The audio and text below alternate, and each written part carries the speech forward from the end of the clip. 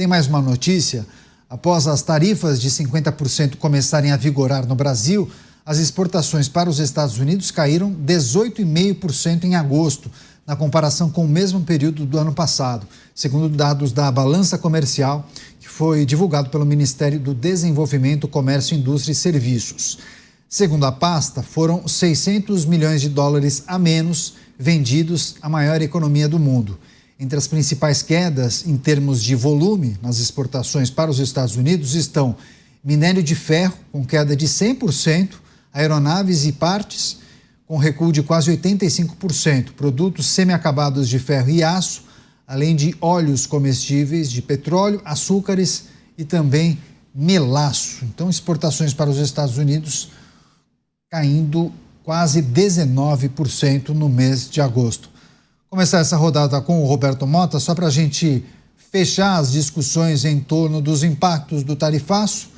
Mota, quase 20% de queda das exportações para os Estados Unidos, naturalmente alguns setores sensivelmente impactados, mas há uma grande dúvida entre produtores e empresários sobre o senso de urgência do governo para tentar reverter essa situação. Enfim, uma situação que prejudica muito, principalmente alguns setores da nossa economia que não estão vendo luz no fim do túnel, né? Uma situação delicada, principalmente quando a gente olha para alguns segmentos da nossa economia. Deixa eu só receber as pessoas que se juntarão a nós em Os Pingos nos Is, que nos acompanham, inclusive, pelas emissoras de rádio espalhadas por todo o território nacional, sempre agradecendo muito a audiência. Você que nos acompanha pelas emissoras de rádio, obrigado pela preferência em prestigiar o programa Os Pingos nos Is, sempre bem informado e também acompanhando as análises dos nossos comentaristas. Agora a reflexão é do Roberto Mota, inclusive um dado importante: as exportações para os Estados Unidos caíram 18,5% em agosto, após a tarifa imposta pelos Estados Unidos. Com você, Mota. Essa queda provavelmente é consequência do tarifaço, mas é preciso analisar os dados com detalhes que ainda não estão disponíveis, porque parece que as exportações totais tiveram um leve aumento por volta de 4%. Há muitos fatores envolvidos nisso. Agora, é lógico, o clima de incerteza prejudica muitos negócios e provavelmente está levando ao adiamento de muitos negócios. Agora, uma coisa é certa, não me parece muito sensato contar com o senso de urgência do governo para resolver isso. Pois é, Diego Tavares, essa era a aposta de muitos, né? Bom, diante da imposição do tarifaço, o governo vai correr contra o tempo para tentar minimizar essa situação. A gente viu, pelo menos, Geraldo Alckmin e alguns integrantes da diplomacia brasileira elencando algumas alternativas, inclusive aquele projeto que prevê um apoio, né, àqueles empresários dos setores mais afetados. Mas há outros ingredientes que poderiam ter sido contemplados, né? É preciso apostar em uma urgência por parte do governo, mas muitos não estão vendo justamente esse movimento do governo. Eu acho que a gente acaba caindo naquela sua análise inicial, né? É um cenário cômodo, apesar de terrível para alguns empresários, para alguns setores, mas acaba sendo um cenário muito cômodo, porque reforça uma narrativa que vai ser adotada possivelmente no processo eleitoral, né? Exatamente, Caniato. E essa informação se confirma principalmente porque o próprio Donald Trump disse por várias vezes que a mesa de negociações estava preparada, que seu telefone estava pronto para receber uma ligação de Luiz Inácio Lula da Silva, ligação essa que nunca foi realizada, nem sequer cogitou-se um contato para início de uma tratativa séria com os Estados Unidos a respeito das possibilidades que poderiam minimizar os impactos do tarifaço. Claro que essa inércia já está aí mostrando os seus resultados. Essa queda nas exportações, que certamente vai perdurar pelos próximos meses, que certamente vai fazer com que verdadeiros setores da nossa economia entrem em colapso, é fruto justamente dessa negligência que, como nós já apuramos e repercutimos aqui durante o programa de hoje, tem como fundamento gerar competitividade para um governo que está em frangalhos, para um governo que tem sua popularidade morro abaixo, no processo eleitoral que se avizinha em 2026. O Mota trouxe um dado real. De fato, as nossas exportações cresceram nesse período, mas foi justamente porque esses segmentos que tiveram as suas exportações diminuídas em relação aos norte-americanos correram para fazer venda aos chineses, correram para fazer vendas aos mexicanos, correram para engrossar também os negócios com os argentinos, que foram, salvo engano, as relações comerciais que mais tiveram crescimento nesse período aqui no nosso país. Mas o fato é que esse movimento, esses números que se apresentam e, novamente, a relutância que o presidente da República tem em sentar à mesa de negociações com Donald Trump deixa muito claro que essa situação do tarifaço veio para ficar. E mais do que isso, veio para ficar e para piorar um pouco mais ainda esse cenário. Porque, como eu disse, pensando nas eleições de 2026, pensando na narrativa que tem sido construída, inclusive com um novo slogan do governo federal, que prestigia a tal da soberania, que prestigia o tal do orgulho Sim. de ser brasileiro, a despeito do empobrecimento que essa estratégia tem causado, mostra que a situação realmente é de terra arrasada, de quanto melhor, pior. Quanto pior estiver a situação brasileira, mais culpa recairá sobre a direita, mais culpa recairá sobre Jair Bolsonaro. Com isso, a polarização se acende e o governo gera capital eleitoral, gera competitividade para ir para as urnas em 2026. Pois é, eu ia lembrar, inclusive, o Diego, que quando ele mencionou que o governo brasileiro não fez movimentos, ou pelo menos o presidente brasileiro não fez movimentos para ligar para o presidente norte-americano, inclusive, teve uma sinalização, né, Diego, inicialmente de Donald Trump, que poderia conversar com o presidente brasileiro quando ele quisesse. E aí, muitos acreditavam nessa possibilidade, mas eu acho que 2 ou 3 dias depois, o presidente brasileiro recuou, dizendo que não iria se humilhar perante o presidente norte-americano. Agradecer as várias mensagens, inclusive do Fernando Tortorello. Obrigado pela gentileza. Você, Beraldo, as exportações para os Estados Unidos caíram quase 20% e, naturalmente, os produtores e empresários pensam em alternativas, né? No escoamento da produção, muitas vezes, para outros países. Só que esse não é um processo fácil e imediato, né? Você não aperta o botão e aí muda a rota do navio. Pronto, não vai mais para os Estados Unidos, agora vai para a China. Alguns produtos que iriam para os Estados Unidos podem ser exportados para a China. Outros não, né? Porque há uma questão que envolve legislação, a produção customizada para determinado mercado. Há uma série de desafios e dificuldades para o empresário que acaba produzindo especificamente para um país, né? Não necessariamente aquela produção consegue ser redirecionada para uma outra nação. É mais ou menos isso, né?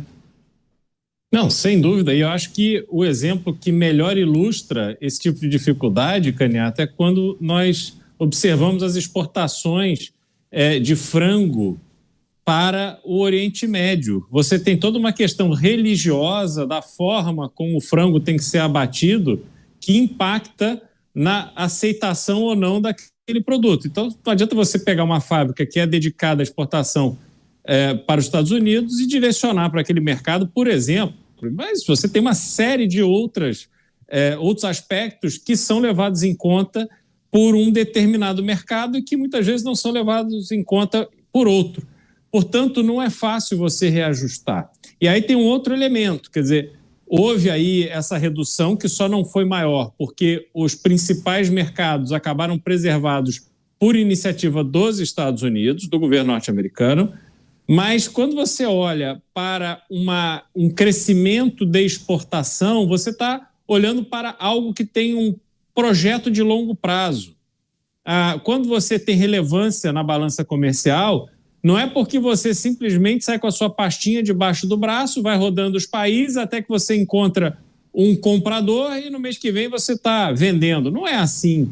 É tudo muito planejado. E às vezes, Caniato, você tem até um aumento de um volume de exportação, porque o próprio mercado nacional pode ter sofrido pressão de algum produtor que, para atender uma determinada demanda, teve que exportar até mais do que ele estava acostumado a exportar para os Estados Unidos, mas muitas vezes isso vem também com uma implicação de perda financeira. Ele precisa vender mais barato, mas pelo menos ele não vai ficar com aquele produto parado no estoque. Então, tem uma série de elementos que são muito particulares e precisam ser considerados, que não basta apenas nós olharmos o número cru, mas é preciso entender tudo que está por trás. Agora, fato concreto para eu encerrar. Fato concreto é que o governo brasileiro ele não é um indutor de desenvolvimento de mercados estratégicos para o Brasil. O governo brasileiro tem servido de porta-voz, garoto propaganda de empresas específicas que estão sempre a bordo do avião presidencial, fazendo parte da comitiva presidencial de uma agenda internacional do presidente da República que parece ser estabelecida conforme os interesses deste próprio grupo empresarial. Então não é para ajudar o Brasil, não é para ajudar setores estratégicos, é para ajudar aqueles que se colocam como amigos dos governantes.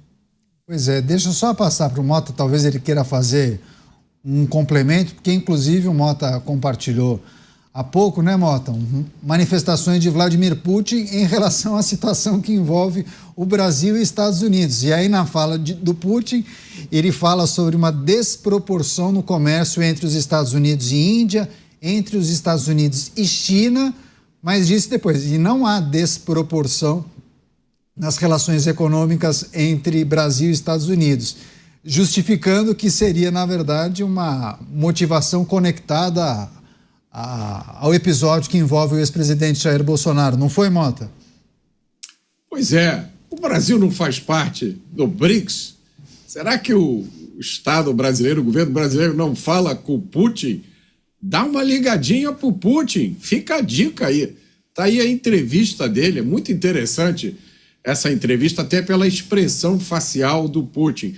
Eu sempre recomendo às pessoas, se você quiser entender o que está acontecendo com o político, pega o vídeo onde o político fala, tira o som, presta atenção só no gestual, na expressão facial, porque isso diz muito. É impressionante a tranquilidade com que o Putin responde a essa pergunta, né? É uma pergunta sobre as ações dos Estados Unidos, e alguém deve ter perguntado sobre a situação do Brasil, se as medidas de Donald Trump, o objetivo da tarifa era corrigir algum desbalanceamento entre as relações comerciais do Brasil e Estados Unidos, e o Putin diz, não é nada disso, é uma questão de política interna, tem a ver com a situação de Bolsonaro. Então tá aí, para bom entendedor, meio Putin basta. Pois é, naturalmente as pessoas que tiverem curiosidade conseguem acessar a internet e verificarem essa entrevista que foi concedida pelo líder russo Vladimir Putin. Enfim, só para a gente encerrar, muitas perguntas em relação às consequências para o Brasil caso o tarifaço perdure. E aí há quem diga, há quem faça o seguinte apontamento. E se a anistia for aprovada, Cristiano Beraldo, e os Estados Unidos não retirarem o tarifaço? Não existe também essa possibilidade? Existe, Caneto, porque não se sabe de fato, o governo brasileiro não sabe de fato o que está passando na cabeça de Donald Trump e como estratégia do governo norte-americano.